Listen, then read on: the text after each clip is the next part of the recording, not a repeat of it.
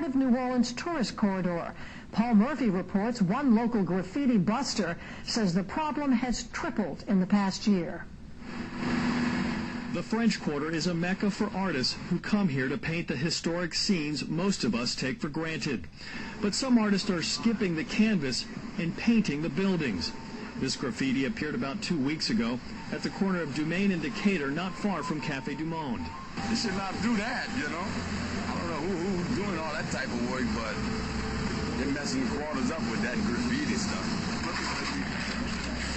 And that doesn't sit well with French Quarter performers like Johnny Balloons. You know, tourists that come down to spending all this money to help the economy rebuild our city, they don't want to see this stuff.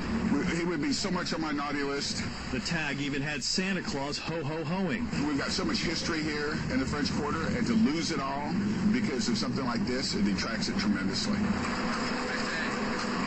Marlene and Jack Robinson from Atlanta say they didn't expect to find this in the middle of an otherwise beautiful French Quarter.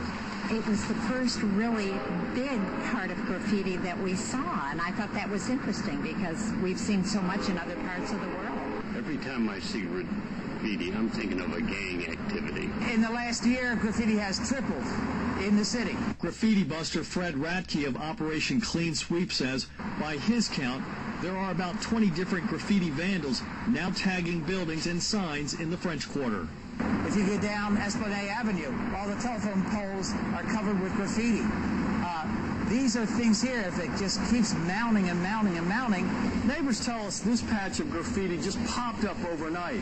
They want to know how someone could have done this without being spotted by police in this very busy tourist corridor. It's amazing to me that it could be done, but nobody's seeing it.